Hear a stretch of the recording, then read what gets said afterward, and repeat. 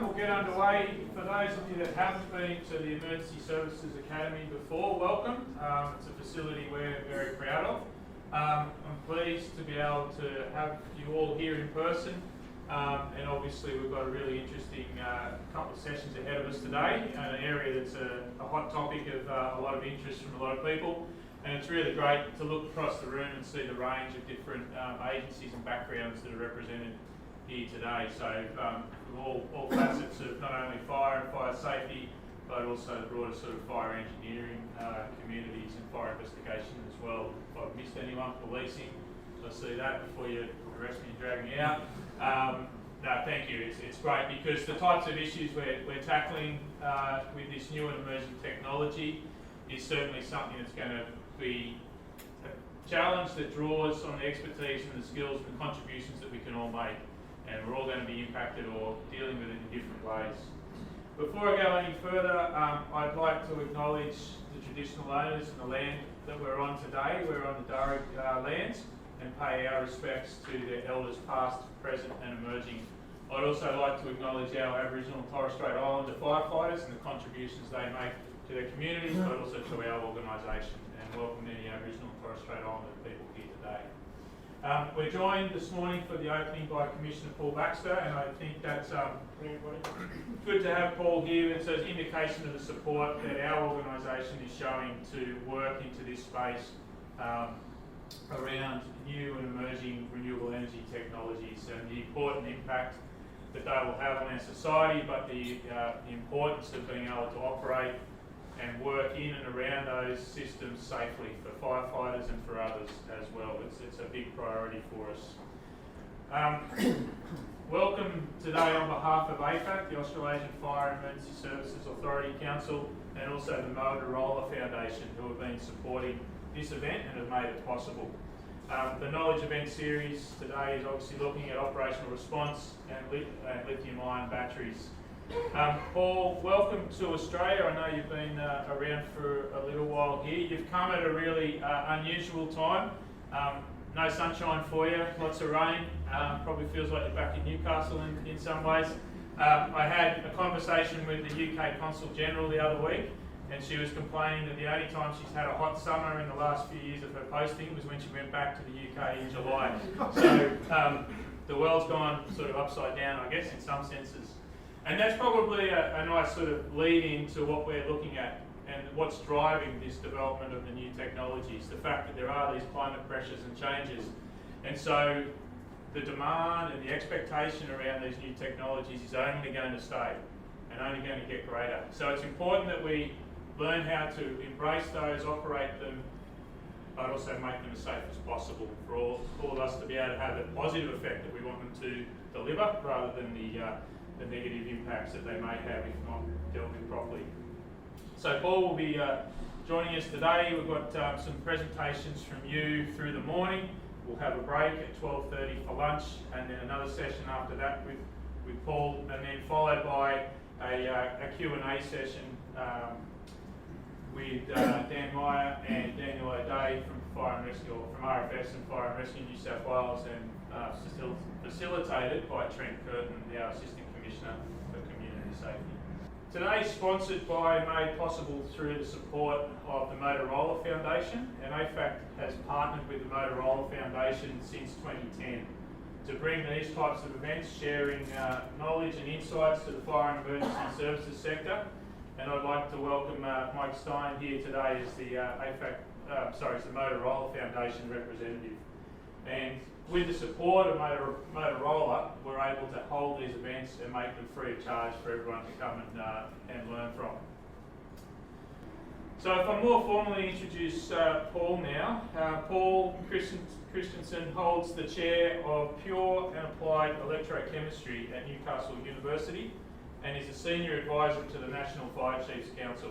And the National Fire Chiefs Council is a rough equivalent to what we have with AFAC in Australia. As such, he has assisted fire and rescue services across the United Kingdom and around the world. He serves on the UK Cross-Government Technical Steering Group for Electric Vehicle Fire Safety and the UK BEIS Energy Storage, Health and Safety Governance and Fire Services Working Groups. His research includes ignition tests on EV batteries and EVs with the aim of researching thermal propagation in large lithium-ion batteries and informing the standard operational procedures for first responders. So we've got a lot of interest in what Paul's going to be talking about today, and Paul, I imagine you're probably going to be deluged with a whole lot of questions at various opportunities. I hope so. Through there. So look, Fire and Rescue is delighted to have Paul with us here today as part of the AFAC Knowledge Series, but also because we've established what we're calling the SARAC program, which is our contribution to researching this area, looking at safe and renewable alternate energies and technologies, and very much links in with Paul's area of research and work, and so we're delighted to be able to have Paul here, who's also a partner with us with the SARAC program. So Paul, welcome, and we look forward to your presentation today.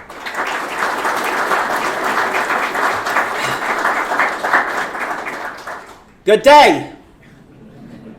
Now, come on, right? I never had you Australians down as shy. Let's see if you wake up by the end of this morning's presentation.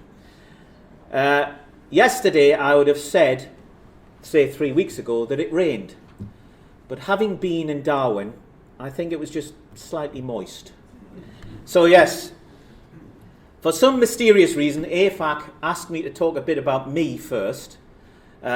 So I apologise. Being an academic, of course, I didn't want to talk about myself, but I'll do it anyway. So this is the contents of the presentation. A bit about me, then an introduction to lithium-ion batteries. Now the first 3 bits are going to occur before lunch. Okay? The last bit, policy, risk assessment and incident management, will also include yet another pontification, this time about second-hand electric vehicle batteries.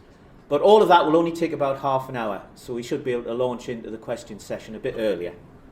Key and emerging issues, I hope you will agree, will arise throughout the presentation. I should say a great big thanks to Motorola, to AFAC, and particularly to Greg for making this the most wonderful adventure of my entire life.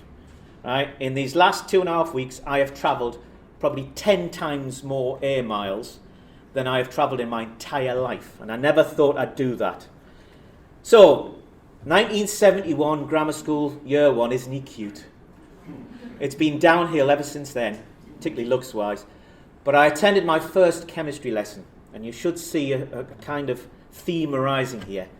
And my eyes were opened wide.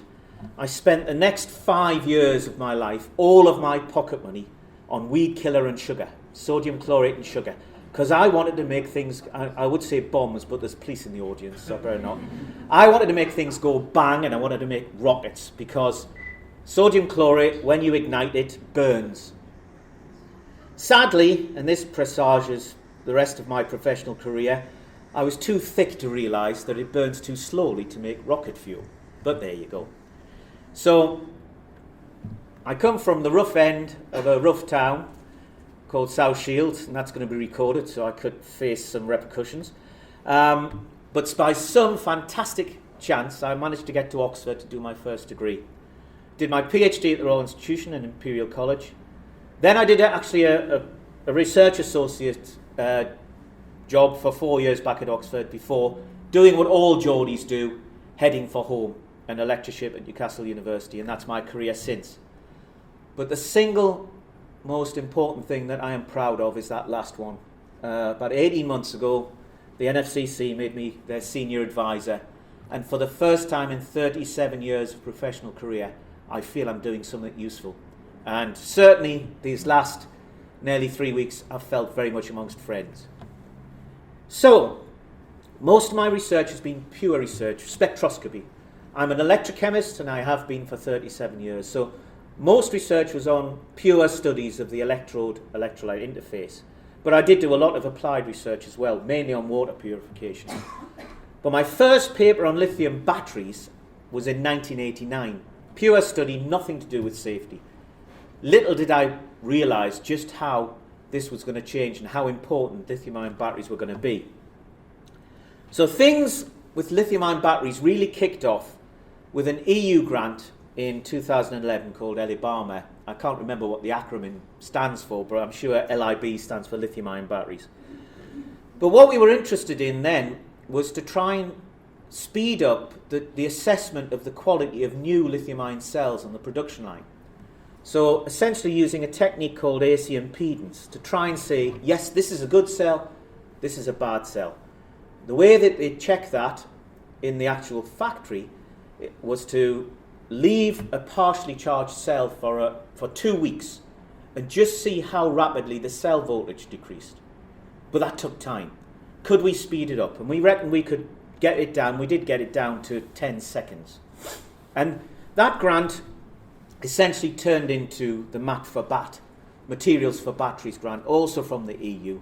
And that's a rig that was set up on the production line by the principal investigator. I wasn't the principal investigator on these, Dr. Simon Lambert, and that's actually on the Nissan production line. Nissan was in those days the only battery production plant in the UK. They sold the plant to Envision, and at the present time that remains the case. It's the only lithium-ion battery production plant, but that's about to change with new gigafactories being built. Now in 2011, one of the partners was Nissan, and they asked for help on chemical safety.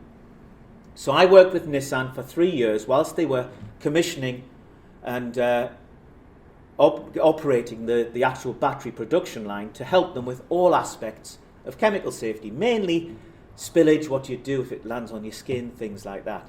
We had no idea, never dreamed we'd be facing the challenges we are now at that particular time. In about 2017, something like that, the UK government set up the Faraday Institution as the governing body to initiate a lithium-ion battery industry in the UK. And they recognised at the time that a battery industry cannot function without a recycling industry. And we were part of the Recycling and Reuse of Lithium-ion Batteries project, RELIB. This is run by Birmingham University. Newcastle University is the second biggest partner. I'll talk about SafeBat in a second. The RELIB project was really focused on trying to work out how to get a recycling industry up and running.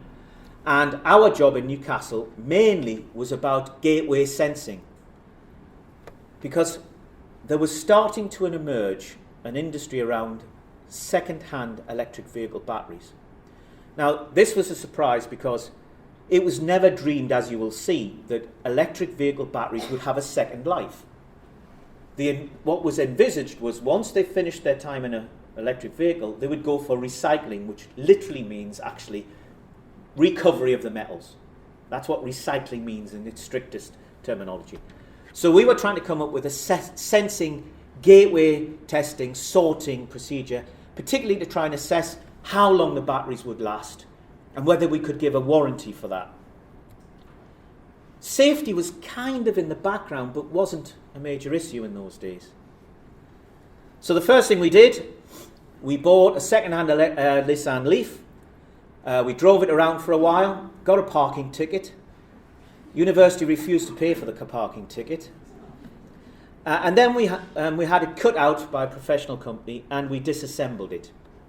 Now, I strongly believe that a recycling industry, and this recycling industry is still only very nascent across the world, particularly in Europe, can only function if robots are involved. Okay? And Birmingham University is one of the, if not the leading academic institution for robotics. You know, it's got its equipment in hot areas, in nuclear power stations. And essentially, robots can function 24/7. In real terms, they're relatively cheap if you look at how long they can work for. And also, it doesn't matter if they get damaged. People do. Okay? And it is, I believe it's essential we have robots involved. And this is just a short video showing the Birmingham University robot. And one of the key things, as I'm sure you were all aware, is that you have to remove the energy of lithium-ion batteries. Whether it's an RTC or whether it's a grid-scale battery energy storage system, if there's a problem, one of the biggest challenges is removing the energy. And this robot is learning about the module, and then it eventually links up and discharges the module, and I believe this is essential for a fully functioning recycling, repurposing industry. Now, in the first progress meeting, I'd already started to hear about electric vehicle fires, and I was kind of interested, and I'd offered to give a safety lecture, a lot less sophisticated, if you think this is sophisticated, than this lecture. And afterwards I was approached by a representative from the British Metals Recycling Association who said, look, we're having loads of fires in recycling yards by lithium-ion batteries, mobile phone batteries, etc. And that piqued my interest more, and I started reaching out to UK fire and rescue services. And by a pure happy chance, started quite early on links to New South Wales and the fire and rescue services over here. Now, my efforts were not always appreciated. Okay, one of the most senior industrial figures in the UK is a major advisor to the funding body, the Faraday Institution, and he accused me of being irresponsible for going out and talking to fire rescue services, because of course the Faraday Institution is about getting a lithium battery industry going, not basically saying, well, there might be a small problem with them. I was also accused of peddling lithium-ion battery porn. So yes, I'm a pornographer, because of the videos I was showing. Anyway, that kind of changed. After a couple of years, I went from zero to hero, and the Faraday Institution realised the importance of what we were doing and others, and set up the Safe Bat project, the Safe Batteries project, and that's primarily what I'm on nowadays. But everything changed in about 2018-19. Envision ASC, who have been brilliant in supporting the work I do with first responders, they bought the Nissan battery plant. It was the same people were present, they just changed the name. And I've still got an excellent relationship with Nissan, and I've got an excellent relationship with Envision. They said to myself and Simon Lambert, we will sell you 500 of our modules for £7, providing the only thing you do is blow them up. And we thought about this for about a millisecond and said, yes, please. So, anyway, my first introduction to the great guys and girls in Australia was through a guy called Tony McGurk, who's now a good friend of mine, who had been, I think, some senior figure over in New South Wales. He introduced me to now retired Mark Wybrow, who then introduced me to the absolutely wonderful Kim Tai, who's been bigging me up for this lecture, so it's all her fault. I'm feeling a bit nervous. And she basically got me to start giving presentations at some very odd hours of the day, needless to say. And I set up an EV network, which is now more than 130 actually. And I started, as I said, giving more and more presentations, more and more collaborations and interactions, which has been great. And then I was introduced to the equally amazing Emma Sutcliffe. Kim, Emma and Mel D'Ambrosio are my heroes, honestly. And I was introduced to the EV FireSafe project. Fantastic collaboration, operation. If you don't know about it, make sure you find out. And then I am deeply honoured to be an advisor to SARET, the Collaborative Research Programme. And it's been an absolute wonderful ride. So let's get down to the meat and potatoes. What's a lithium-ion battery? It's the simplest possible battery you can think of, okay? And now I'm going to use some strange terms, probably because of my accent. So I'm going to talk about soot, which is literally the stuff you get in chimneys, and films, which you probably call films, because you're more posh than me. So one of the electrodes in a lithium-ion battery is called the anode, and that's comprising a thin film of literally soot, graphite, okay? And that's smeared on a copper foil current collector. The other electrode is a mixed metal oxide, and that's smeared on a on an aluminium foil current collector. Now, the world doesn't like anything more than 3-letter acronyms, so bear with me. So, the most common cathode materials that you will come across are lithium cobalt oxide, LCO, lithium manganese oxide, LMO. Gets a bit more complicated here. Lithium, cobalt, nickel, manganese oxide is NMC. And then to really throw a spanner in the works, lithium iron phosphate is LFP, lithium ferrous phosphate cathodes.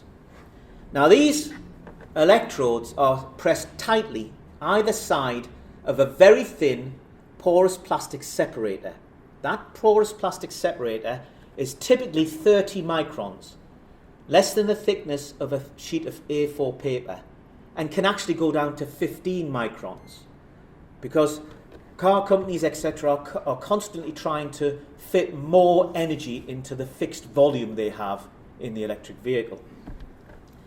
That porous plastic separator is soaked in a mixture of organic solvents called carbonates, lithium hexafluorophosphate, which dissolves to give the lithium ions, which move, and additives. Now we know what's in the list of all the additives that might be present, but we don't know which particular additives are in any particular lithium-ion cell or battery, because those are commercial secrets. But I do know that a number of these additives are toxic, some are cytotoxic, and they're present up to about 5% of the solvent. So tip number one, don't get these on your skin. And also lithium hexafluorophosphate is pretty unpleasant. It reacts with moisture to give you hydrofluoric acid. So really keep this stuff off your skin. So how does it work? When the battery is discharged at 0% state of charge, then all the lithium ions are in the mixed metal oxide. When you supply electricity, the lithium ions come out of the mixed metal oxide, go through the solvent and the separator, and go into the particles of graphite, the soot. That's at a higher energy. So when you then discharge the cell, they come out of the graphite particles, go through the solvent, electrons move through the external circuit, and they go into the mixed metal oxide. That's it. There's no actual chemical transformation. That's just going in and out of the crystal structures of the electrodes. But it's so simple, it's called a rocking chair battery. But make no doubt about it, we've never seen anything of its like on this world before. And also, again, tip number two, if you like, when the battery is empty, when it's at zero state of charge, those cells are still at 2.5 volts. So if you've got 192 cells in a 2018 Nissan Leaf, or up to 8,000 cells in a Tesla, you've still got the potential for electrocution, etc. Okay, it doesn't mean the battery's flat, unlike every other battery you've come across. Now, back when I was a lad, a battery was a battery. You had transistor radio batteries, which were small, square, 9 volts or rectangular. You had torch batteries, which were fat cylinders and 1.5 volts. Now the battery is the largest unit. The smallest unit is called the cell, and they come in 3 principal shapes and sizes. Cylindrical cells, which are typically 18650, 18 millimeters in diameter, 65 millimeters long. Pouch cells are typically the size of an A4 sheet of paper and about 1 centimeter thick, and they're just a glorified crisp packet. Okay, metallized polymer, plastic.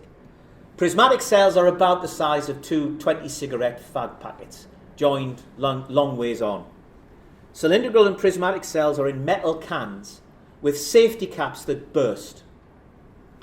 Pouch cells, as I said, are plastic pouches, and they just simply burst. Cylindrical cells and prismatic cells were primarily aimed at portable electronics, whereas certainly my experience with Nissan is that the pouch cells were designed specifically for electric vehicles, but all 3 are found in all applications of lithium-ion batteries. Now, many cells make a module, or more unusually a string. Many strings or modules make a battery or battery pack. So let's move on to the modules used in the experiments that I'm going to show you, most of them. These comprised 8 A4-sized pouch cells. They were manufactured, as I've said, by Envision ASC, and the modules are 1.7 kilowatt hours. And there's 24 modules in a 40 kilowatt hour Nissan Leaf. Now bear in mind that in commercial residential battery energy systems in the UK, they run from 2 kilowatt hours, a tiny bit bigger than this, to 130 kilowatt hours. And the do-it-yourself battery energy storage systems from second-hand electric vehicles can be any size, as big as you like. We did the first experiments at the DNV site at RAF Spadeadam up in gorgeous Northumberland, my home county. It took 18 months for us to plan these, not least because of the safety issues, the disposal issues, negotiating contracts with DNV, etc. And these were very much finding our feet. And really what we started out doing was to explore the different methods of abuse of lithium-ion batteries. Crush, heat, nail penetration, overcharge. Now the videos I'm going to show you, it doesn't matter what specific method of abuse we're going to use. You can see the responses that you're going to see with any or all of the methods of abuse, okay? But this is what we were researching at this point. And this is one of the views from the site. It's absolutely wonderful. The first experiments were in January, and it is said that in Northumberland, in the United Kingdom, you get all 4 seasons in an hour. And I can vouch for that from this time. I wasn't the principal investigator. Dr. Simon Lambert was running this. I was literally the gopher. Okay, I was running around because everybody else had expertise in electronics, in video recordings, etc. And they are a fantastic, wonderful team. And we always try to have observers present from first responders, safety organisations, etc. So after the DNV site at RAF Spadeadam, we did more experiments at the Fire Services College as we got a bit more of understanding of what we didn't know. Really, this has all been about realising what we didn't know and then doing more tests to try and answer those questions and then realising there was more we didn't know. Then we went back to RAF Spadeadam for 3 weeks last year when we were a lot more aware of what we were interested in. And just to say that one of the key experiments we did was to look at state of charge and the effect of that. And just to say, state of charge is, in terms of a conventional car, how full the petrol tank is compared to how full it could be, okay, expressed as a percent. That's literally all it means. We did more tests at the Health and Safety Executive at Buxton, and Durham and Darlington Fire and Rescue Service, we tested extinguishers. And then we're doing lots of tests with the Ministry of Defence. I can't tell you about them because if I did, I'd have to kill you all. So one of the key experiments was that came out actually of the work we did at Buxton was just how, well, first of all, how good the Nissan Leaf battery packs are. And also how very poorly conducting thermally are the pouch cells. So one of the standard tests for battery packs is to push them into a 1,000-degree diesel pool fire. And they have to resist ignition for at least 5 minutes. Okay? And this shows you a video. The white flares are the cells going up. But look at how ferocious that fire is. They didn't ignite for 6 minutes. And the temperature on the inside was like 150 degrees centigrade. The temperature on the outside was 1,000. Now, when we came to do the first set of experiments, we were getting glimmerings, or we were becoming aware that electric vehicles were igniting, but they were reigniting hours, days, or even weeks after the event. So, okay, now we had no knowledge. We'd never heard the words vapour cloud or vapour cloud explosion. So we're going to show you the same video from 2 different angles. We're overcharging 2 cells, just 2 cells, out of the 8 in one module, and we've got modules top and bottom. So we're overcharging 2 cells in the middle module. There's 24 cells altogether. All I'm going to show you is this, essentially what's happening with that middle module. Now, overcharge in most cases is the most violent abuse method, okay?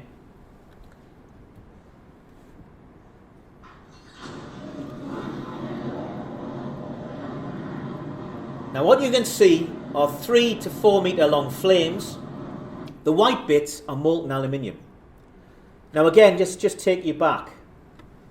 Commercial systems in the UK run from 2 to 130 kilowatt hours. Quite often they're located in the loft, in the roof space. Sometimes they're located under the main staircase. Imagine that happening. And also, try to avoid getting molten aluminium on your PPE because it may not be able to withstand it.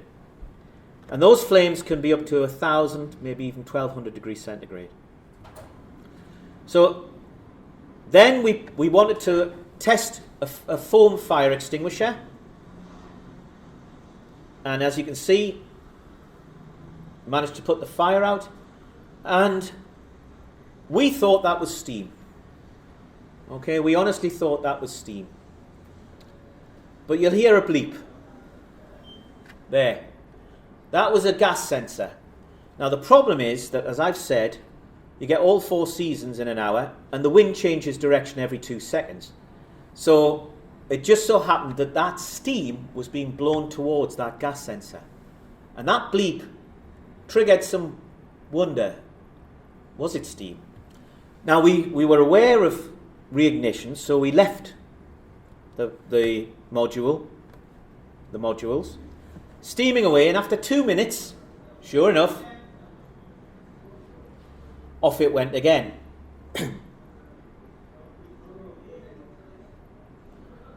And as I said, there was about 20 or 30 observers here, which is what you can hear in the background. Now, up until this point, only 4 cells had gone up.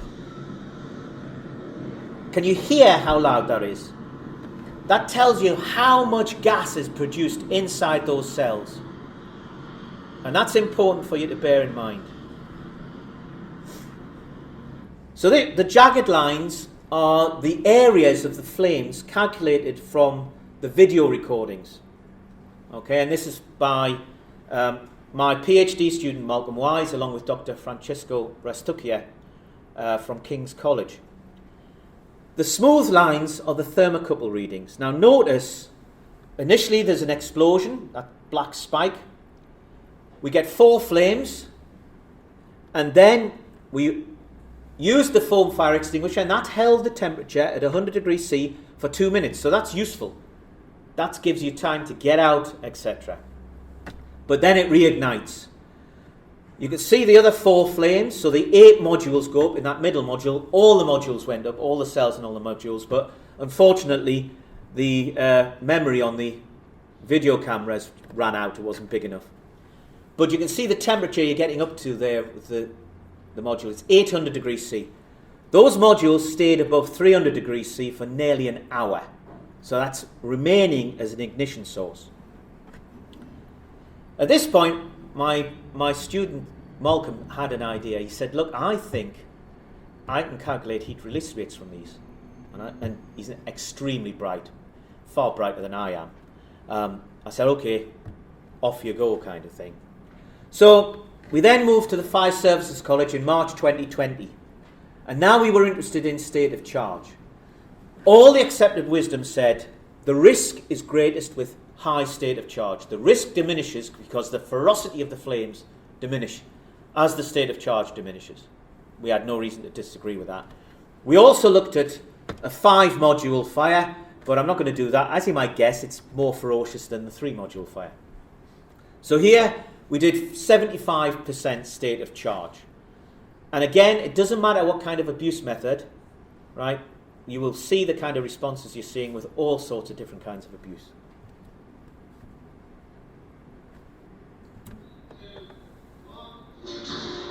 Notice the white vapour which ignites and disappears. You can't see the length of these flames. As you might guess, they're several meters long. And you can hear the gas sensors.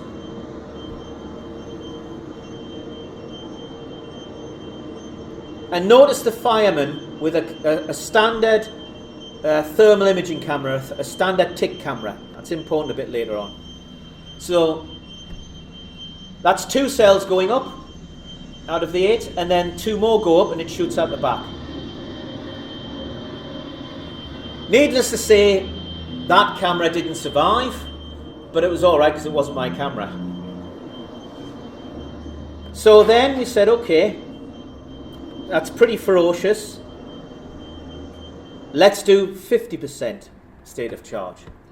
And I went round telling all the observers, there was all sorts of observers from fire services, armed police, all sorts of organisations. So there must have been 30 or 40 there. It's tipping it down with rain, typically. And I was trying to say, look, don't expect too much. It's only 50% state of charge. It'll probably be really boring. And sure enough, the hammer went in and nothing happened for nearly 24 seconds. And I'm getting really apologetic. But this turned out to perhaps be one of the most important experiments I've ever done. So it's 24 seconds after the hammer's gone in, and we start to see this. Now this is 1.7 kilowatt hours, remember. 24 and a 40 kilowatt hour electric vehicle. Top end electric cars, 100 kilowatt hours. HGVs, 1,000 kilowatt hours or more. Grid scale battery energy storage systems, megawatt hours. Maybe even gigawatt hours. That kept going for 12 minutes. And this is what I want to take on, right? Lithium-ion batteries produce a huge amount of this. And notice how it's creeping along. It's actually mostly heavier than air. I showed this video to my son-in-law, Johannes. He, at that time, was working in the petrochemical industry. He said, that's a vapour cloud, and you should not have been standing that close to it. We didn't know. So, all of a sudden, almost the whole direction that we were going in changed. And a whole new hazard, if you like, opened up.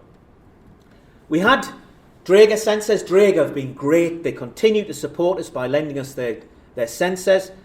And we detected HCl or HEF. The trouble is, the sensors detect both. You can't really tell whether it's HCl, HEF. Sulfur dioxide, we detected loads of carbon monoxide, but we were outside and there was a crosswind, etc. So that's something we then had to think about. We need to do this in a closed container. We published this, and for the first time, I think we used the words vapour cloud explosion.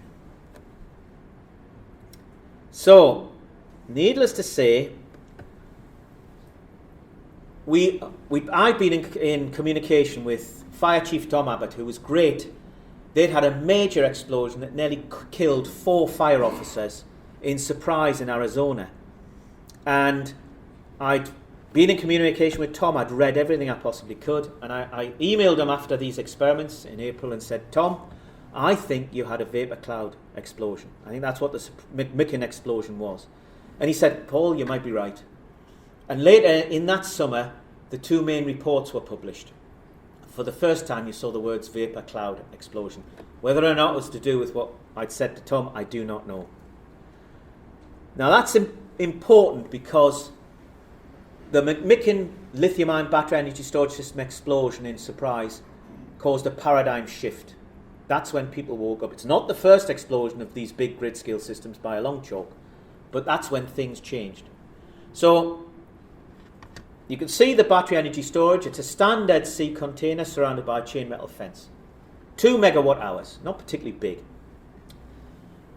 The fire alarm, or the smoke alarm, actually, the smoke alarm triggered, and it released the Novec 1230, which is a halocarbon lithium liquid suppressant, but only was released for 10 minutes. That pushed the air out the container. Now, it's important that it was a smoke alarm. There was never any fire. Now, the signal went to the remote monitoring station. Quite often, as then as now, these battery energy storage systems are unmanned. Nobody took any notice of that monitor for an hour, and then jumped in his car to meet the local fire service, who'd been called out by people passing on the highway who'd seen what they thought was smoke from a prairie fire. It wasn't. It was the heavier than air vapour cloud rolling across the prairie. Now think about that. This is after an hour. Not only is that container so full of that vapour cloud, it's leaking out and rolling across the prairie. The fire services didn't know it was on their bailiwick. Again, a common problem. There was no way of knowing what was going on inside the container. There was no signage. They went on the internet researching lithium-ion batteries. The technician told them it was a battery. They're trying to understand what these things are and what they should do. So they wait 2 hours. They open the door, so this is 3 hours after the event. So those cells have been in thermal runaway without fire, boiling off the vapor cloud for 3 hours. 3 minutes later, it exploded. It blew the hazmat leader, they called the hazmat leader out, to where that black dot is. He landed on fire. 4 people were blasted, 4 fire officers. Their face masks completely disintegrated. And this is the first time we came across hydrogen cyanide as being a potential production or constituent of the vapor cloud or the subsequent fire. Now, I make no apologies for the next video, and this is a video from the Underwriters Laboratories Fire Research Institute site, which is brilliant. If you're unaware of it, go and look at it. It's free, you just join. They have all sorts of modules on different aspects of firefighting, but there's an excellent one on lithium-ion batteries. Free to join. And this is the eyewitness account by the hazmat leader that was blown that 75 feet. Place. The door was opened, and Captain Clare used a thermal imaging camera to measure the temperature and determine if a fire was present in the structure. We cracked the door. As we cracked the door, some of that white cloud started coming out from the top of the door. So it was expected as what we were going to see. Hey, this cloud had been outside. It was still inside the building. It was going to come out. It was going to dissipate. Our readings started going the same way. Also getting the readings that we have. We're doing Draeger tubes. We're doing Draeger chips. We're looking at our readings on the things. Everything's hitting just like we thought. So I take the tip camera and I take a step inside. As I told them we were making entry when we cracked the door. That was the time that I said we were making entry into the building. I did not enter the building like people are thinking. I stepped inside so I could tip down the road because I wanted to see what we had going. I took the entire building. I came back, made a communication. I said 104 degrees, no active fire. Captain Clare reported that the maximum temperature was 104 degrees Fahrenheit and that no active fire or visible arcing was present. Notice the vapor cloud. A white gas vapor mixture can be seen pouring from the open door. The hazmat team monitored conditions from the doorway for approximately 3 minutes before the gas vapor mixture in the structure ignited and all 4 members lost consciousness. At that point in time, we were backing back out so our crew could be safe. And I remember the last thing as we're turning around to go, I looked back at my tip camera and there was something weird on it. To this day, I cannot tell you what I saw or I looked, but I remember going, and I said, what is that? And boom, it blew off. At the moment of the deflagration event, the firefighters outside the hot zone described hearing a loud noise and seeing a jet of flame that extended at least 75 feet outward and an estimated 20 feet vertically from the southeast facing door. It was just a loud, sudden explosion, tremendous shockwave, and then a big fireball that went up the sky that I could see over the building. Both doors blew off the structure, and Captain Clare and his crew were ballistically propelled against and under the chain link fence that surrounded the energy storage system. I don't remember anything really for about the next month and a half. It's pretty foggy, but from all accounts, my 2 firefighters that were over here and back off the line got blown backwards. I think they were 10 to 12 feet, somewhere in there, maybe a little farther, 16, 20 feet. They got blown back that way.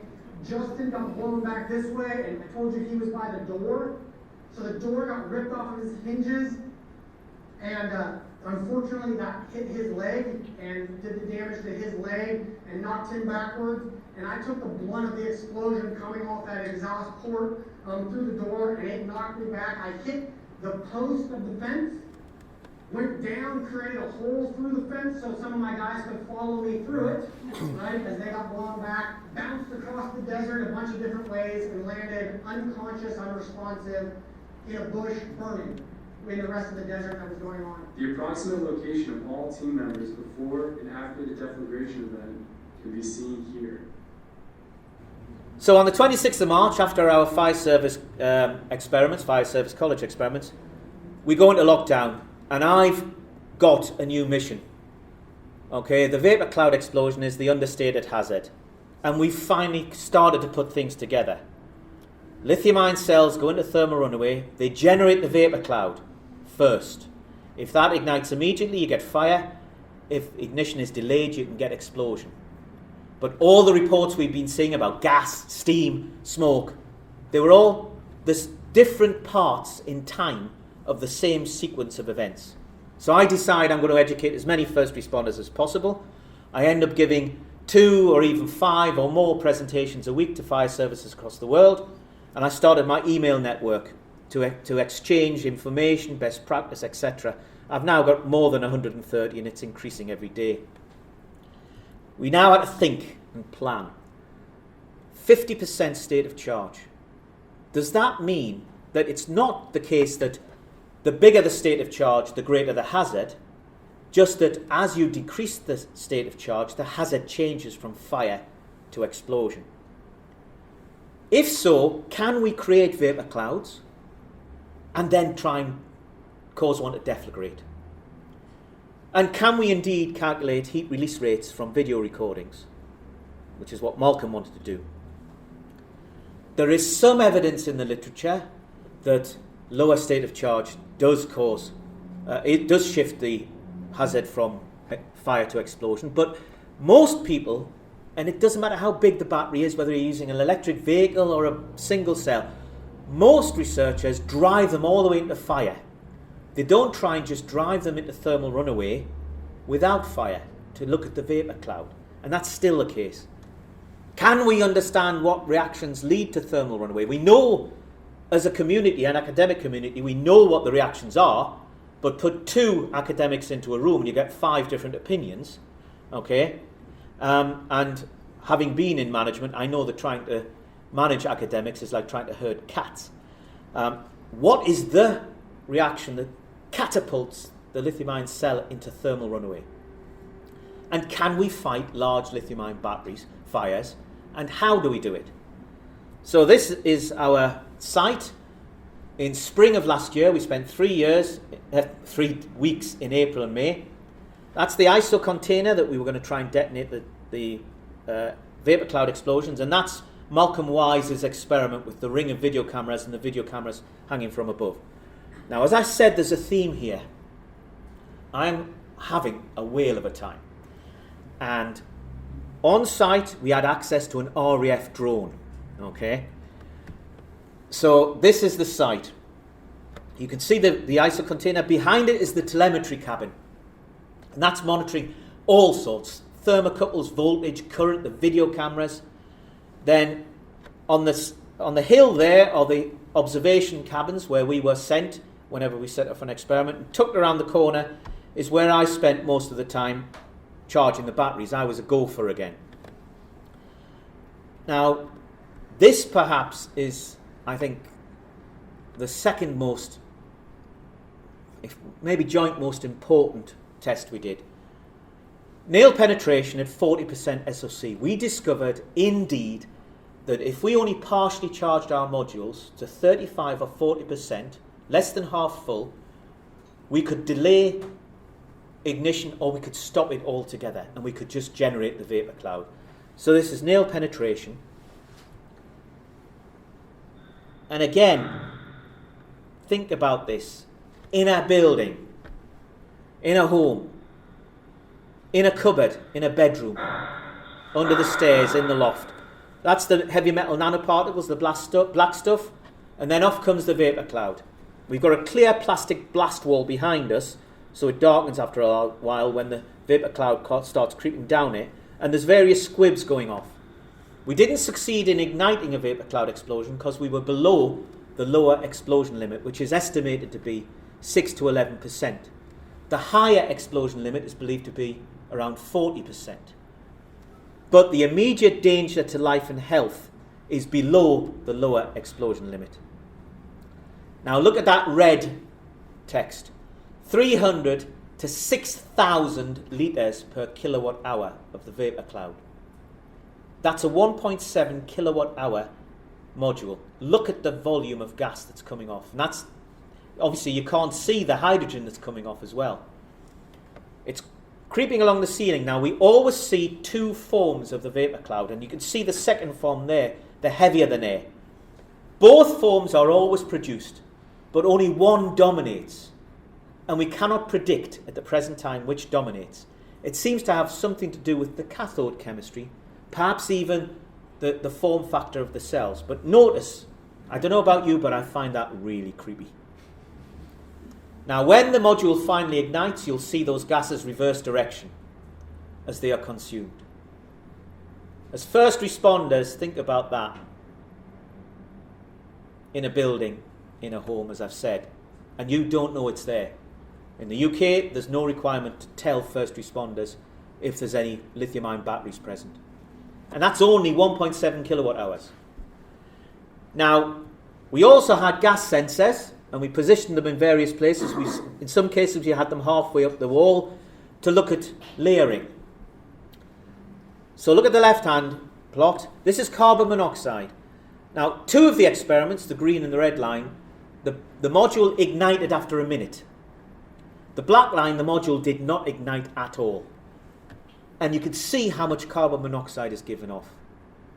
Obviously, carbon monoxide burns, so when they ignite, its concentration decreases. But you can see just how vast a quantity.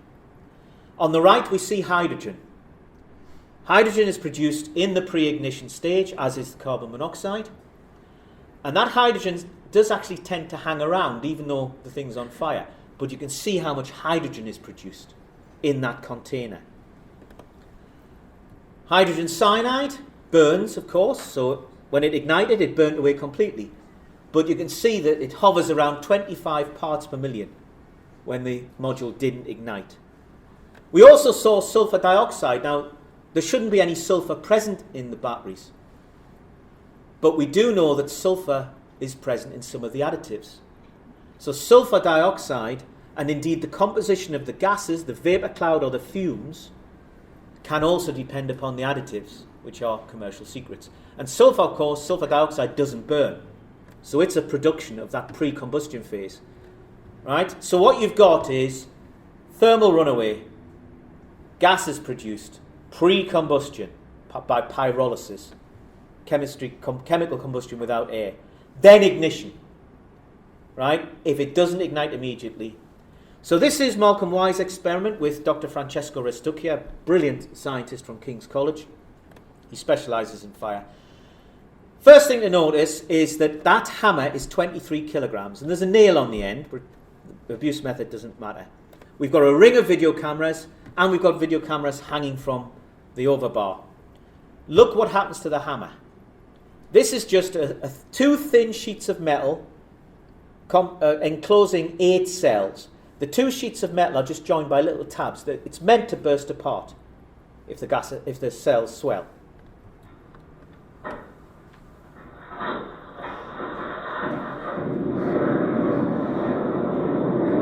.7 kilowatt hours. Domestic systems, 2 kilowatt hours to 130 kilowatt hours. Unless they do it yourself, they can be as big as you want.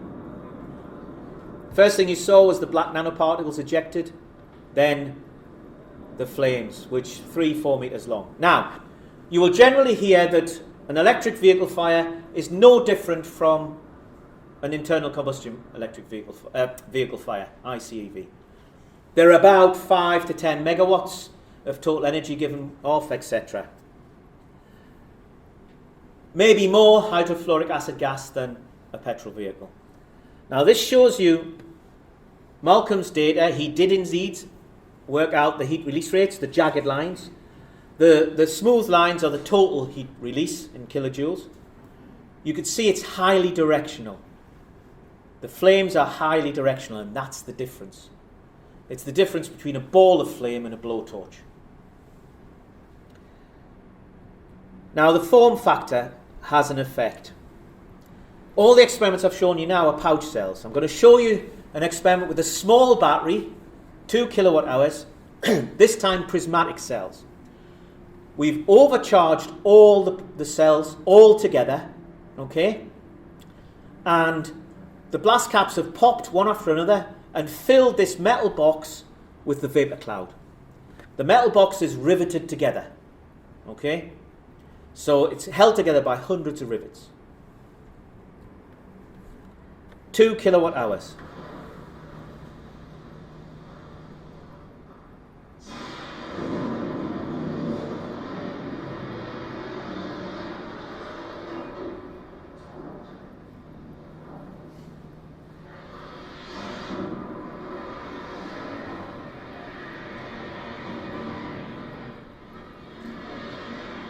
So we did succeed in producing a vapour cloud explosion in this instant. Emma Sutcliffe, my favourite firefighter, basically let me know about an incident over here where a domestic battery energy storage system went into thermal runaway but didn't go on fire and filled the place with the vapour cloud.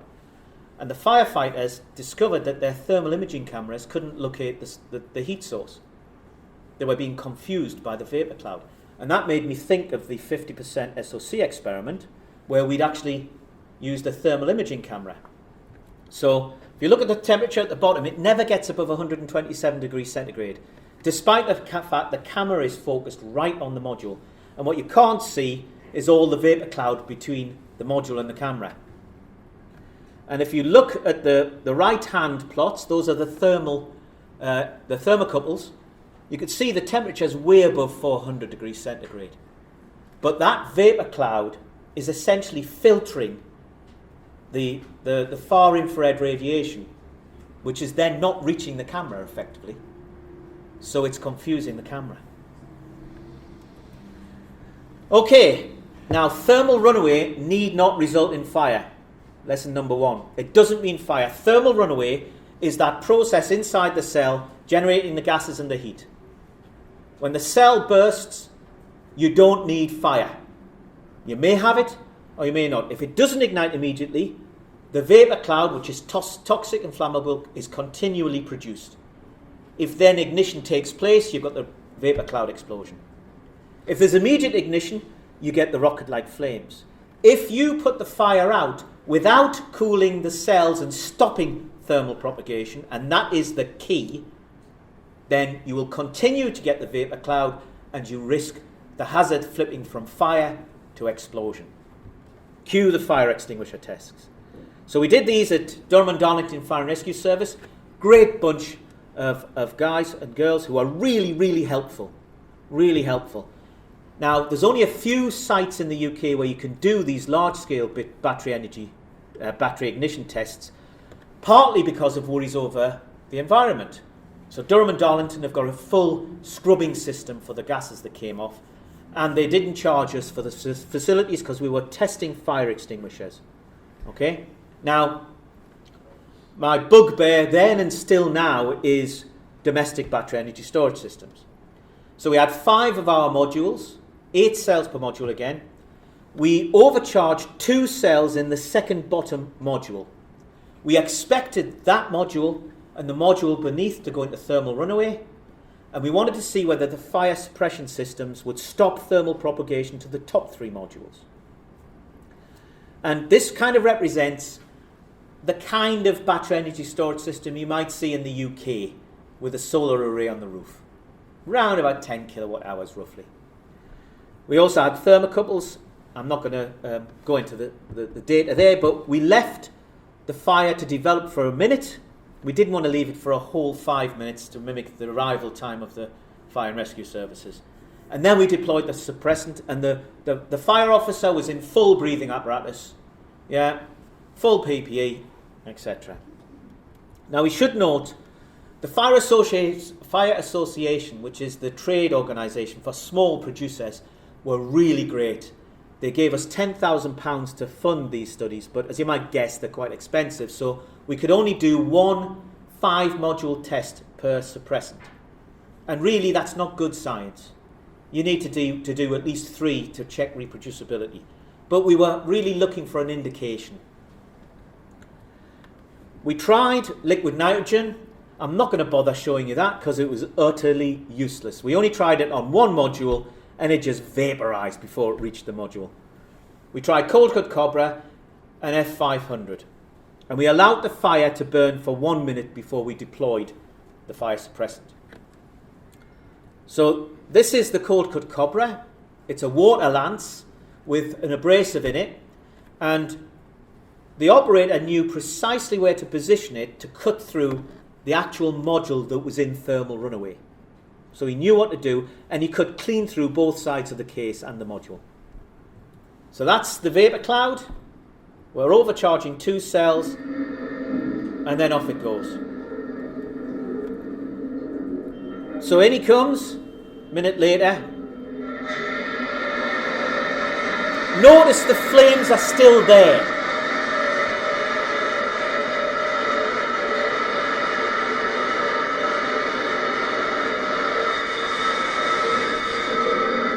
It took 90 seconds to extinguish the flames, okay? It then produced a lot of gas, vapor cloud, but it would be mixed with steam, and there was lots of damp water vapor. So the gas levels would be, I reckon, below the lower explosion limit. But the 2 modules that went up did produce a lot of vapor cloud. But it did stop propagation to the top 3 modules. But my concern is, first of all, how long it took, despite cutting through the actual module that was on fire, to extinguish the flames. I don't like anybody being close to a high energy battery energy storage system of any description pressed right up against it. And also, that was a small container, you know, that big, and you knew where to position the lance. What about a battery pack that big? Right? What if the cells in thermal runaway are there and you cut here? The undamaged cells will generate hydrogen and oxygen, and that will feed the flames. And that's possibly why batteries burn underwater. And don't forget, Tesla state absolutely categorically, with our electric vehicles, do not put them into containers of water, because the undamaged cells will cause problems. So we then tested F500, and I think there's some representatives in the room, and I will confess, very unscientifically and very rudely, I refer to this as 3% washing up liquid in water. Okay? I prejudged, and as always, when you prejudge, you look a right wally. So this is F500. It's 3%, I think, of a surfactant in water. It's meant, first of all, to lower the surface tension, to allow the water to get into nooks and crannies. And then they also say it can encapsulate the gases. Sorry guys, I remain sceptical about that bit, but what I can't deny is the result. So, and I'll jump in a second. That's it going off, right? When the guy walked in, the fire officer with the fire extinguisher, he banged it against the side of the container. And I was watching it on the monitor, and I jumped out of my skin. So here he comes. That's it, sorry, going up again. And then in he comes. There. And I thought he'd been blown to smithereens. 7 seconds to take out the fire. It did generate a lot of vapor from the 2 modules, but it did stop propagation to the other 3 modules. It knocked down the fire in 7 seconds. Now, we do know that water mist, and this was a water mist delivery system, is very good at cooling. Okay? And there is increasing interest in water mist. I think that, at least at the present time, to my knowledge, and I am very happy to be proven wrong, that it is not yet clear whether the surfactant has an added benefit. And it's down to independent testing to do this, right? Not the producers. It's down to the producers to get independent tests. So there it goes again, 7 seconds.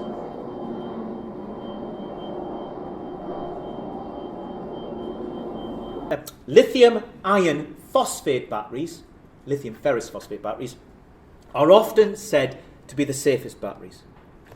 Now that's because one of the most important reactions during the lead up to or the thermal runaway is that the cathode structure collapses. Now this happens if you overcharge, it happens if you heat, okay? And you can generate heat by nail penetration, etc. So this is a key reaction. So if you've got, for example, lithium cobalt oxide, and you overcharge it, you pull all the lithium ions out of the mixed metal oxide, and it just becomes cobalt oxide. And that has a massive collapse. The structure collapses very exothermically, and it generates oxygen. And that is believed to trigger fire. Okay? Now, lithium cobalt oxide, you will not find, you just won't find it except on some passenger airliners. Because as you might expect, the airline industry, like the defense industry, it takes a long time to change things. But if you look, you can see that LFP cells, that structure collapses at a much higher temperature, and that's why they're believed to be the safest. But other commentators, myself included, believe that switches the hazard from fire to explosion, because you delay ignition. And this is a brilliant paper by Jin and co-workers, where he basically took a relatively small battery, an LFP battery, 8.8 kilowatt hours, put it in a full-size battery energy container. Now he overcharged the battery, and overcharge generally is the most violent, as you've seen the burst into flames. But he knew that the LFP cells would just go into thermal runaway and boil off the vapour cloud. So on the left you can see the vapour cloud being produced, and then he used a heater to ignite a vapour cloud explosion, and that's on the right. He then modelled that explosion, and the key point is bottom right there. Within 1.3 seconds, the temperature of the entire container had exceeded 1800 degrees centigrade. Moreover, he modelled the situation as if there were other containers adjacent at a typical distance as specified by the NFPA 855 standard, which is an excellent standard that the Americans have and that a lot of the industry are adopting, specifying amongst many other things the distances the container should be apart. And you can see that at the heart of the right-hand flare there, it's at about 800 degrees Kelvin. So it's pretty hot. And of course, in Brisbane, they had the explosion at the Nathan Campus Griffin University. That was an LFP grid scale system. And I learned yesterday that what happened there was exactly kind of analogous to what I've just said. The LFP batteries went into thermal runaway, boiled off the vapour cloud. The vapour cloud collected in the ceiling vault and detonated. And I think injured a couple of fire officers. And the only fatal grid-scale battery energy storage explosion that we've had employed LFP batteries. And that was in Beijing. It killed 2 firefighters, sadly, and injured a 3rd. So, major incidents of note. First of all, thermal runaway. I've banged on, if you'll pardon the expression, about thermal runaway continuously for the last little while. What is it? If you abuse a lithium-ion battery by heating, crushing it, penetration, overcharge, or if you introduce a defect or contamination at the manufacturing stage, that can cause chemical processes. Now, the normal electrochemical processes are lithium ions moving back and forwards in the cell and electrons through the external circuit. And it generates a bit of heat, they run a bit warm, but normally that heat can be dissipated. When these chemical processes occur, they supersede the electrochemical processes. And they generate gases, hydrogen, HF, and they generate heat. The heat speeds up these chemical processes and they generate even more heat and even more gases. And you end up in uncontrolled positive feedback, aka thermal runaway. The red line is the heat generated, which is generated exponentially. And the heat is generated throughout the whole volume of the object. Heat, on the other hand, is dissipated linearly, the blue line.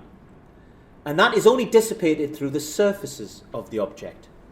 So a mobile phone battery, which is flat, has a large surface area to volume ratio, and it's relatively easy for it to dissipate the heat, unless you charge your mobile phone under your pillow, and it can go into thermal runaway, and it has indeed done that. However, when you get to the bigger batteries, like electric vehicle batteries, like grid-scale battery energy storage, etc., the heat is retained in the object. When those two lines cross, then you'll see a measurable temperature change. And that's the simplest definition of thermal runaway. Some commentators have it, academic commentators have it as 1 degree centigrade rise per minute. Others have it right the way down to 1 degree centigrade rise per second. You pay your money, it takes your choice. That is largely determined by the resolution of the system that you're using, how small a temperature change you can measure. A far better definition is when those exothermic, heat-producing chemical processes become self-sustaining and hence difficult, if not impossible, to stop. So, thermal runaway, the gases are being produced. Prismatic and cylindrical cells, the burst cap will burst and out will come the gas. Pouch cells will simply burst, and in all cases the gases take with them small droplets of the organic solvent. And that's what gives the gas, the vapour cloud, its white appearance. So you've got hydrogen up to 50%, carbon monoxide 10, 20%, carbon dioxide, hydrofluoric acid gas, hydrochloric acid gas, hydrogen cyanide, small molecules like ethane, methane, more toxic molecules like acrolein or benzene, etc. It's a vapour cloud.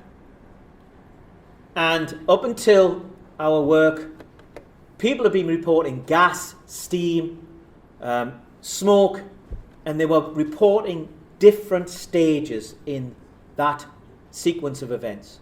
But it was all the same overall process. And fires and explosions are occurring on land, on sea, under the sea, and in the air. So this is by no means the exhaustive list. Lithium-ion batteries are popping up everywhere, literally, and we've seen 2 new applications that I was completely unaware of just since I've been in Australasia.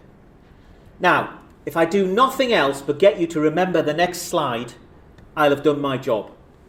Use your common senses, okay? The processes. You get thermal runaway. Now, gases are produced and the battery may explode. Otherwise, the gases will vent. You will hear a popping or a screaming or a hissing. Initially, usually you will see a black smoke, which isn't smoke. It's the nanoparticles of the cathode materials being blasted out. Heavy metal nanoparticles. You will see it. Then you will see the vapour cloud as a white cloud. If that ignites immediately, the vapour cloud disappears immediately.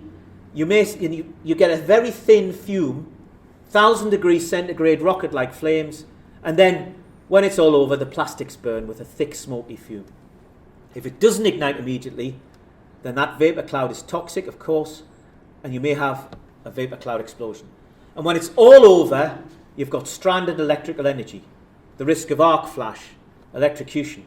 And also, if you think you've put the electric vehicle out, and you haven't really, you move it onto a recovery truck, there's a small arc, up it goes again.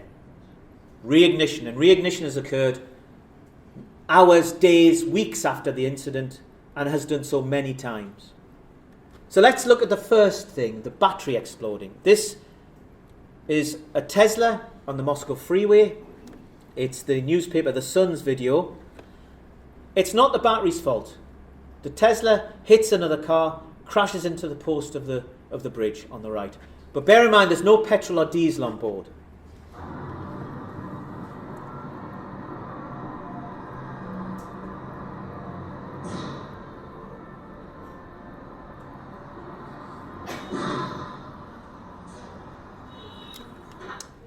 What about the toxic smoke that comes off? This is a video of the underground. The train pulls into Parsons Green tube station because an e-scooter has gone on fire. So it's belching off smoke. They throw the e-scooter on the end of the platform, but the owner has got a lung full of smoke. You can just hear him in the background. Look at the amount of smoke coming out the carriages. This is one long train. There's no division between the carriages. And there's the e-scooter burning at the end.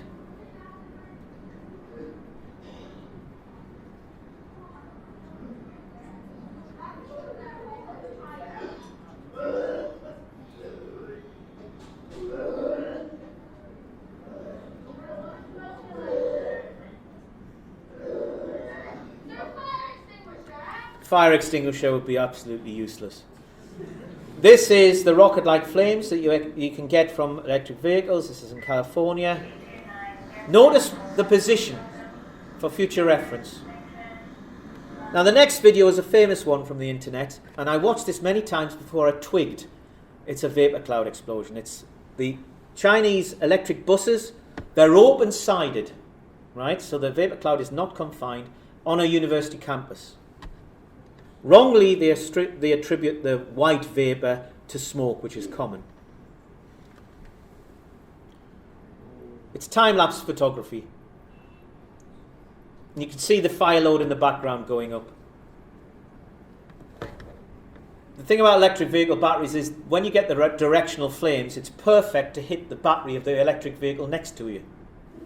So there's been at least 3 electric bus depot fires, completely destroying the electric bus depot in in Germany. Now, as you will see, when it starts again,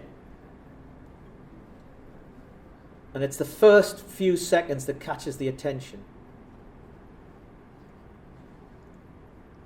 is the way that, yeah, you can see the damage. The first few seconds when that vapor cloud appears, and then it just deflagrates. So we're going to review a few incidents. Whilst I still remain worried about residential battery energy storage systems, this gets my goat. This really gets me on my soapbox because it's completely avoidable. This is becoming a major issue, okay? London Fire Brigade are dealing with, at least the last I heard, it might be 3 incidents a week. I think it's probably more like 1 a day or more now. By the time they arrive, it's a house fire. Typically, it's divided between e-scooters and e-bikes.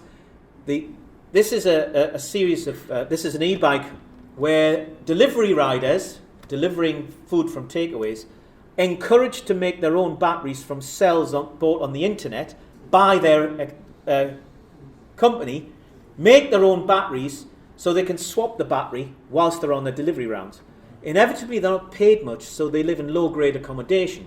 So this is a garage, converted garage in somebody's back garden. There's no windows. There's only a single access into the property. They're charging their e-bikes and their e-batteries in that access. The only window is the skylight. The batteries went up, destroyed the accommodation. They were trapped. They went to the bathroom because it was the only thing with a window. They were found in the bath, unconscious, and had to be put into induced comas. Okay? This is a fire in Leytonstone, e-bike fire.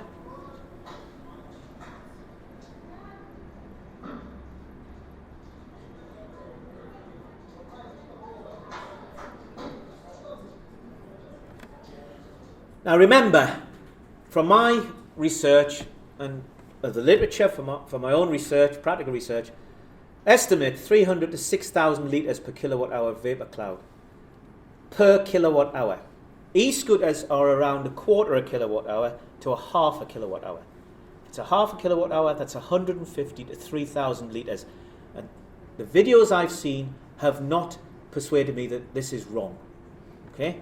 So I'm going to show you 2 videos, one involving an e-moped and one involving an e-scooter. I'm going to show you the e-scooter video twice because I want you to pay attention. And the dog survives, right? So don't worry. And it's the cleverest creature present in the second one. So this is the e-moped. I find that really creepy. So the heavier than air vapor cloud is produced first, then the lighter than air. It's a relatively open car park, but it still deflagrates.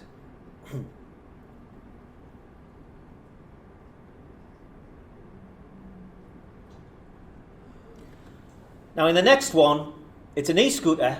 The battery management system has failed, which is perhaps not surprising, and it goes into overcharge, and you'll hear the popping of the cells. And watch the dog.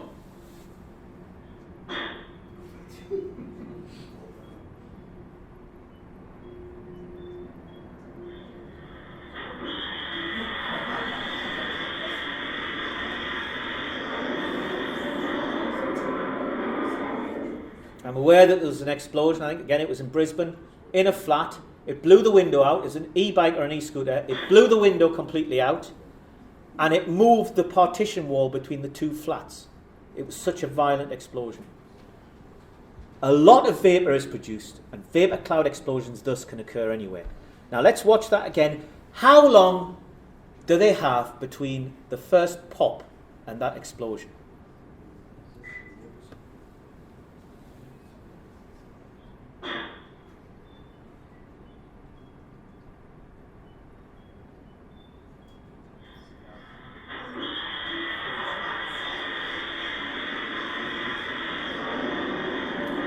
It's about 13 seconds. About 13 seconds. This is Darwin. Much to Greg's embarrassment, I went around feeling up e-scooters. And they were very hot. It's only a matter of time, people. Only a matter of time. Now this came as a surprise, right? The next one. We were on the flight from Sydney to Canberra, and the young lad at the bottom of the stairs sent me up, and I dashed up the stairs, and there's the senior steward with a face like a slab bulldog. Will you go down the stairs again, please, sir? Whoa, oh, yeah, okay. And I noticed that there was a young man, and obviously disabled, and this is his disabled, well, it's not a car or anything, it's a really stripped down disabled mobility unit, which is literally just a motor and a battery.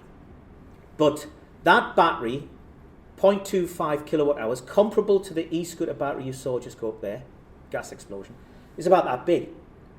And the senior steward never seen anything like it so big, okay? And he didn't know what to do. And he'd obviously just come up to the person, and the person was just putting it into his bag, and he'd gone, what's that? So when we were finally allowed on, we were right at the back of the plane. And Greg's looking a bit nervous by this point, and because I've terrified him for the last two and a bit weeks. So we sit at the back, and the pilot's called out. The steward really doesn't know what to do. He's used to mobile phone batteries. Now, 0.25 kilowatt hours, as I understand it, is less than the maximum allowed by IATA, which is two 160 watt hour batteries. In other words, 0.16 kilowatt hour batteries. Two of them is okay. So it was within the allowed limits, but it's a big battery, and you can see on a Dash 8 that kind of explosion would have been devastating. So for the rest of the flight, I'm winding up Greg. What would we do if it went into thermal runaway? Should we just turn on the air conditioning full? I wonder if that fire extinguisher behind him is CO2, because we could sit at the front and just pump it and have the fire. And he's so anyway, we come in, and I said, I wonder what fire extinguisher that is. So Greg turned to the young steward at the back. What kind of fire extinguisher is that? So he looked at it and went, it's a red one, sir. That's the good one. Really useful. So, but those mobility devices have extended range batteries of 0.5 kilowatt hours, which give them a 20-mile range. Now, I know it's a sensitive issue, but we've got to think about this, surely. Because apart from anything else, the onboard staff had never been trained. They're used to mobile phone batteries or laptops. Something that big could be devastating. And all amusement aside, this is a major growing, and it's a deadly problem. Make no doubt about it. It's not electric vehicles that threaten our citizens. It's not electric vehicles that are a danger to health. It's these micro-mobility devices. The FDNY says a battery from an electric bike is the cause for Thursday's fatal apartment fire in East Village. Citizen app video shows some of the flames shooting out of a window around 7 in the morning. Fire officials say the blaze started on the 4th floor of the Nitro Rock East houses on Avenue G between 8th and 9th Streets. So far this year, there have been 93 fires and 4 deaths caused by lithium batteries, compared to 44 fires and no deaths. Vancouver, I'm sure you're aware of, extremely tragic. Vancouver Fire are sounding the alarm tonight. If you own an e-bike, an e-scooter, or use lithium-ion batteries, you need to be safe. Now already 5 of the 7 fire-related deaths so far this year have been linked to lithium-ion batteries. Now just for reference, last year we saw 5 fire-related Cylindrical deaths cells. in total, so that breaks down to about 70% of deaths. It's to blame for this fire over the weekend at the Empress Hotel caused by a battery exploding. 1 man died trying to escape. And in Vancouver's West End, 1 person died from a fire caused by a lithium-ion battery that was purchased online. An e-scooter or bike had been charging there. And then in East Vancouver earlier, 3 people from 3 generations killed in a house fire. The culprit, a lithium-ion battery. Closer to home, this is near my own home. Our fire and rescue services are dealing with these all the time. Some commentators say there have been thousands of homes burnt, lives wrecked by e-scooters and e-bikes. Tragic, killing children, killing generations. And again and again and again. Now this one really gets my goat. This was in a flat near Grenfell. Now I'm sure you will understand that if you whisper Grenfell to a UK fire officer, they go very pale indeed. Right? Plastered all over the newspapers. Fire in tower block next to Grenfell flats caused by e-bike being charged. You'd think images like that would cause some kind of reaction. Forget it. Nothing at all. And then this is horrible, and it upsets me deeply. This is an Afghan refugee. He's charging his e-bike. It goes up, and he throws himself out the window rather than burn alive. And of course, he doesn't survive the 14-story fall. This is preventable. Do not charge your e-bikes, your e-scooters, your unicycles indoors. Do not charge them indoors, especially in flats. But do not charge them indoors. If our governments seriously believe that they are protecting their citizens, there should be an immediate education campaign. If they truly take their duty of care seriously, they should be telling us, informing us, educating us. It is preventable. The choice is stark. And remember, right, 13 seconds in that instant. It can be less than that. And the damage can be considerable. These are killing people. Not electric vehicles. These things are killing people across. And it's not just the e-bikes and e-scooters. It's the fact that people are buying lithium-ion cells online in a wholly unregulated trade. Each chemistry needs its own charging system. You cannot charge an NMC lithium-ion battery with an LFP battery charger. They never come with their own chargers, and often you don't know what the chemistry is. Again, this is a breakdown of fires in the UK, all electric vehicles. Yes, we've had a few cars. They haven't killed anybody, but the bikes, 10%, 16%, scooters, 22%, they are killing and injuring people. And this data for e-scooters and e-bikes is somewhat out of date. It is rising exponentially. Wake up. Electric vehicles, well, of course, you can't mention electric vehicles with, I hope I'm embarrassing her furiously, I'm just, hello Emma. The wonderful EV Fire Safe project. Now, Emma does drive a Tesla, sadly, but that doesn't skew her data collecting, but she does it correctly. She uses a scientific method with independent verification. So you can see there's been about just over 300 electric vehicle fires since 2010-ish. And we don't attribute any deaths to the actual battery. Electric vehicles have huge torque, so they accelerate far faster than conventional cars. And if you're not used to driving such a car, you can crash. So yes, there's been deaths due to crashes, but that's not down to the battery. Doesn't mean I don't think there are hazards and that we should be prepared, because once we have lots of electric vehicles, we're going to have RTCs. And then you're going to be dealing routinely with the consequences. I just like this video. It shows you that the electric vehicle battery pack is always in the chassis. Those are the modules. The orange are the high voltage wires. Orange wires, electric vehicle. No tailpipe, full battery electric vehicle. Generally, little or no radiator grille. But of course, hybrids can have everything. This is an electric vehicle in thermal runaway. It's also quite a famous one. The firefighters are trying to cool it, but the important point about this is what can happen if the battery explodes. That can happen if the battery explodes. This is an electric vehicle in a tunnel in Norway. The people realise it's going into thermal runaway, jump out. First on scene, try to use fire extinguishers, handheld, not good news. It burns and explodes. It's time-lapse, obviously.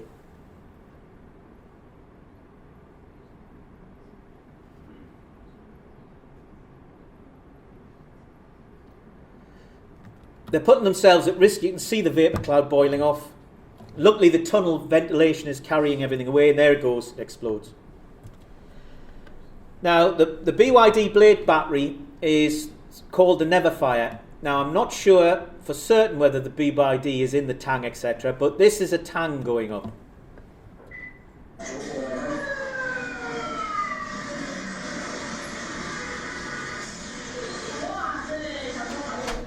Now, the thing about the BYD blade battery is that it's LFP, the safest lithium-ion battery, but it has a much higher density of cells in the pack.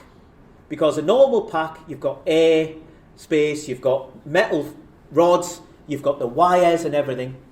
Here, the actual structural integrity of the pack is the cell itself.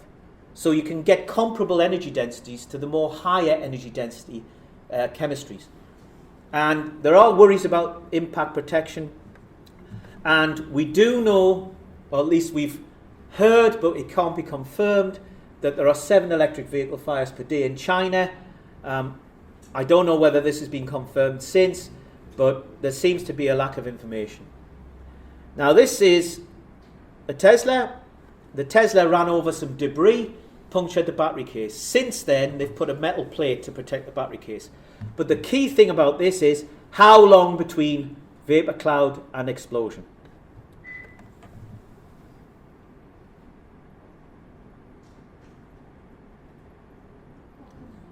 Less than 6 seconds.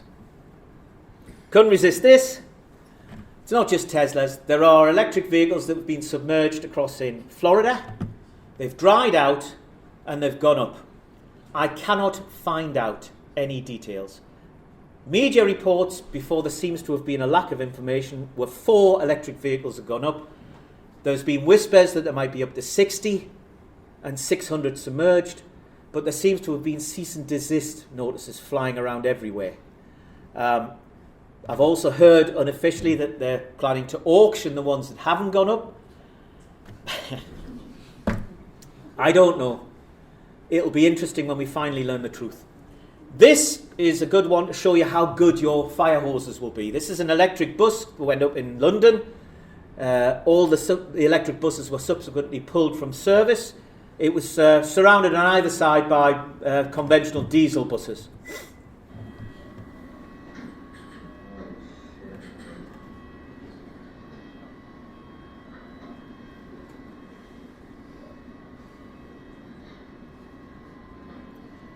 And then it decides to get a bit more interesting. Notice the projectiles.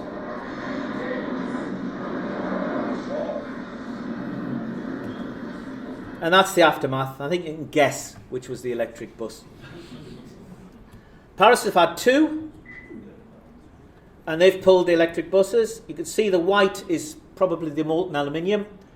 And again, I don't think your hoses would have much success. This is the other one. This is one in India. Now this is again interesting. This is an electric vehicle, relatively small one.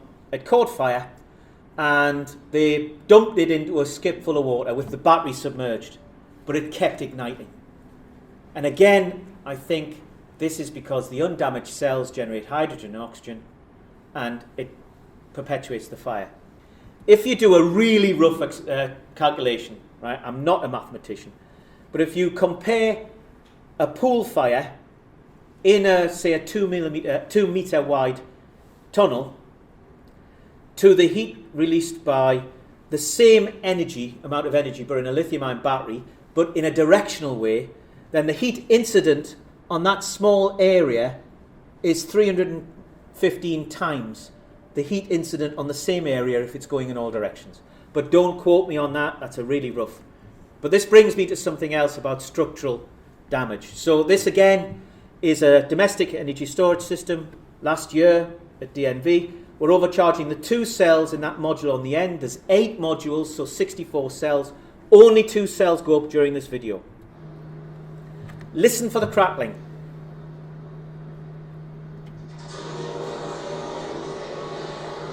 What you can't see is the rocket-like flames impinging on the concrete. So we wondered what the crackling was. And we had a drone circling. And if you look, you'll see a bit there, but then a big there. The water inside the concrete is explosively vaporizing and causing the concrete to spall, and it's projecting lumps up to about 20 meters horizontally and about 10 meters vertically. And of course in Brussels they had a fire in a sub-basement car park 3 levels down. It was a modernized car park designed to accommodate electric vehicles, and there was no other electric vehicles around, but the Brussels fire officers called to ban electric vehicles from parking underground parking houses. You can't do that. You shouldn't do that. If we're going to move as we have to electrification of transport, we're going to have to be able to park our electric vehicles. But one thing for you first responders, what about the situation where an electric vehicle is in an underground car park, it goes into thermal runaway but it doesn't ignite? Then you could be smoke diving in an explosive atmosphere with 0 visibility. Yeah? Lithium-ion battery energy storage systems, they're everywhere. They're on board ships, hybrid ships, full battery ships, submarines. They're in the home. There's do-it-yourself ones, and there's grid-scale systems. This is some commercial systems in the home, in the loft, in the UK. No regulations. This is a do-it-yourself one in London. The guy bought cells off the internet. That trade should be banned. Make no doubt about it. He bought the cells off the internet, bought a generic charger, built his battery energy storage system in an old dishwasher to support his solar array in the garden. This went up. He managed to get his daughter out, and then he went back in with a fire extinguisher, and of course suffered burns and smoke inhalation. There's been 5 commercial systems the last time I looked that exploded in Germany, residential ones. That one in the UK. You've had a couple in Australia, and you've had tens of thousands of recalls here in the UK and in the United States of domestic battery energy storage systems because of worries over defects at the manufacturing stage. And this is by acknowledged expert manufacturers, well thought of manufacturers. If they can make a mistake, okay? So, grid scale battery energy storage incidents. The first one was in Arizona in 2012. All the rest have been since 2016. There's been about 47 or 48. I've lost count, to tell you the truth, because there was another one while I've been in Australia. The surprise one was a vapour cloud explosion. The small one in Drogenbos in Belgium, which was only 1.5 megawatt hours. I know the guy that did the report on that, great guy called Kurt Vollmacher. That was a vapour cloud explosion. The one in Carnegie Road was a vapour cloud explosion. Again, I helped the station commander with his interim and final reports. Notice the one in the data centre. That poses problems. If you're going to have grid scale battery energy or UPS battery energy storage systems in office buildings, I don't envy you your standard operating procedures, but it's happening. Then we've had Still more, we've actually had a total of 3 in Arizona. We've had at least 1 in Corsica, can't find out about that. Believe there was 1 in Jordan, don't know about that. There's been 1 in, more recently at the Hyundai steel plant. Moss Landing went up again, but that didn't actually burn. There was 30 went up in 2018 and 19 in South Korea, which skews the data, but you can see it's a rising trend. I've told you all about the surprise one. I'm not going to go into great details, but none of the lessons that should have been learnt in 2012, because it was the same company that owned the 2012 battery energy storage system, were then implemented 7 years later, and that nearly led to the death of 4 firefighters. That was the McMicken best. There was 36 racks, only 27 were in operation. One of the empty racks was full of fire load, right? Old bits of wood and newspaper.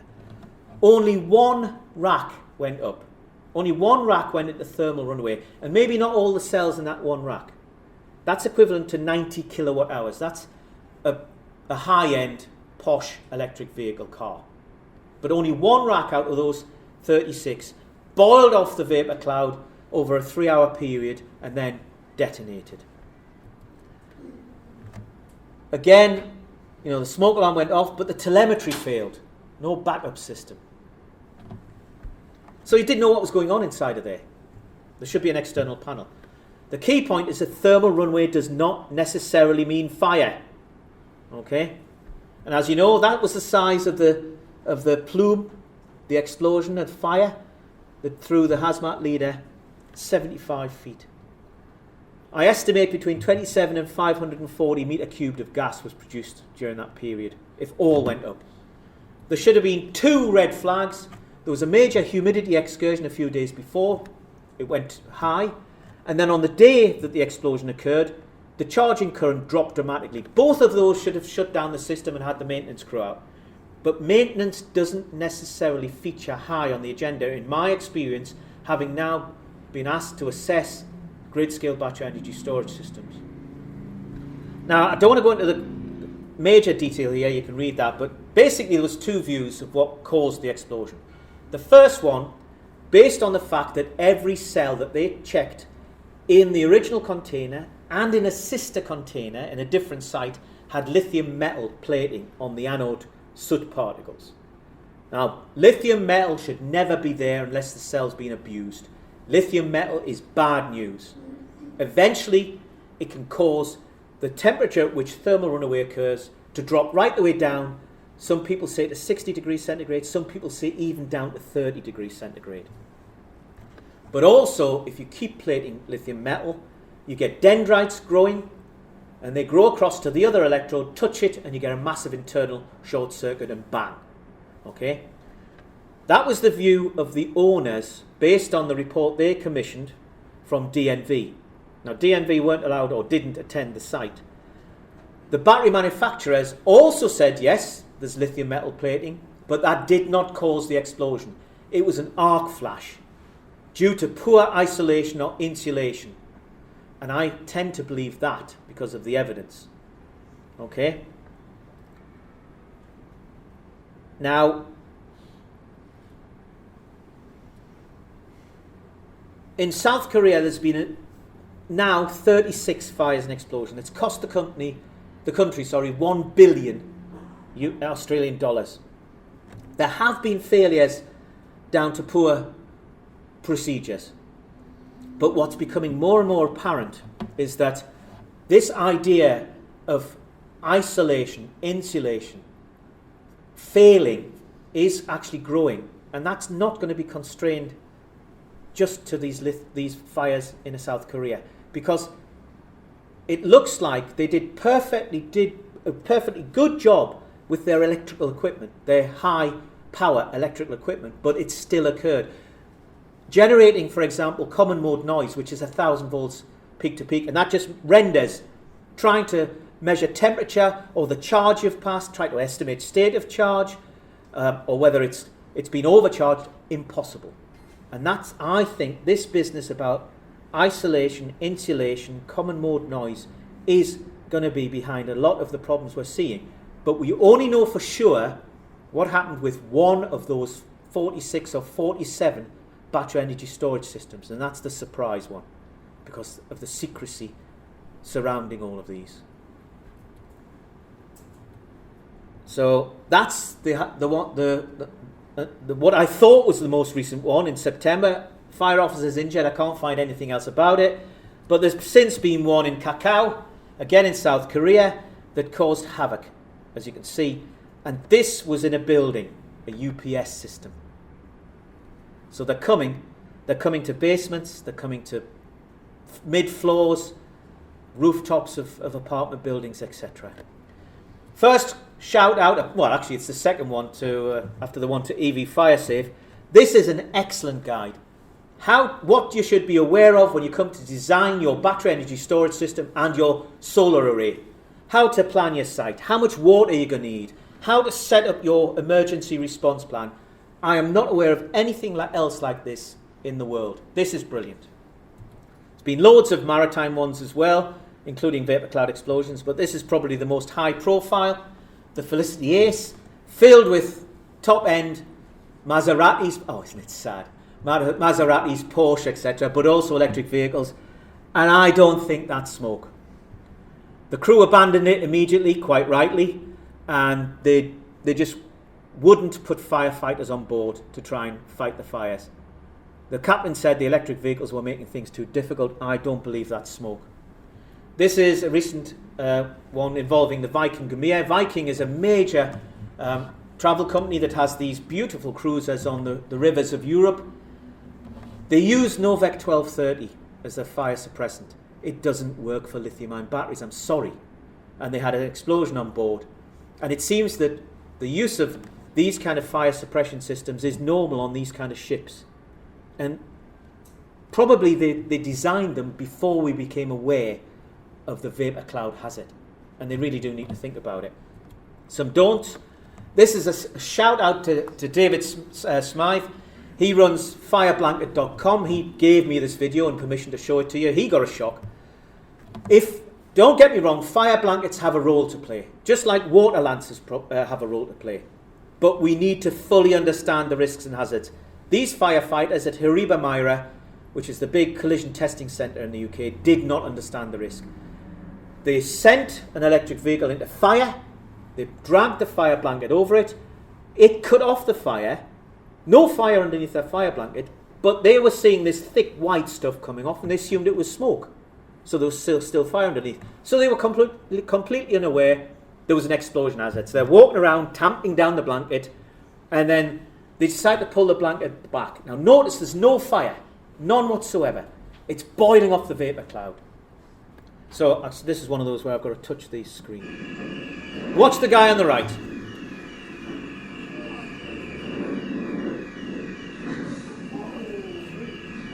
If there hadn't been a howling crosswind, he could have been killed or at best badly injured. As it was, the only victim were his trousers.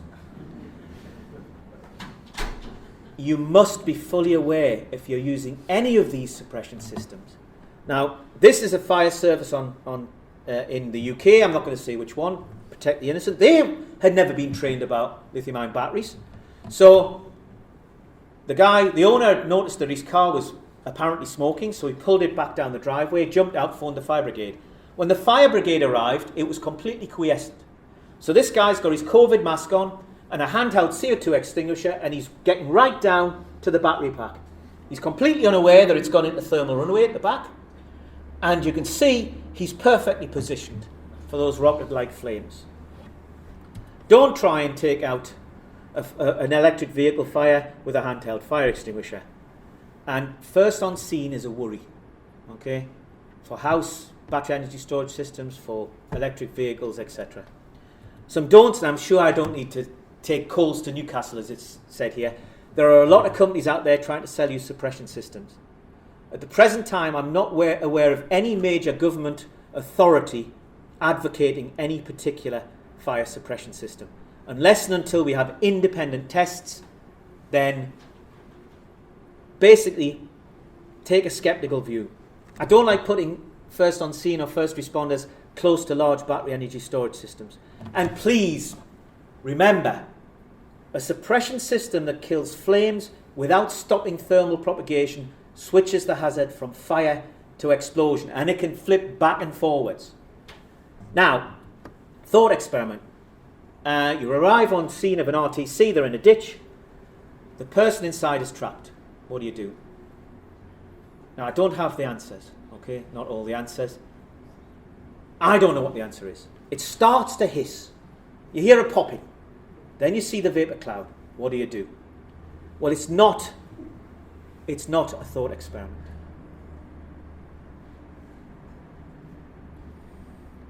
Notice the quote on the next one. Just how long might you have?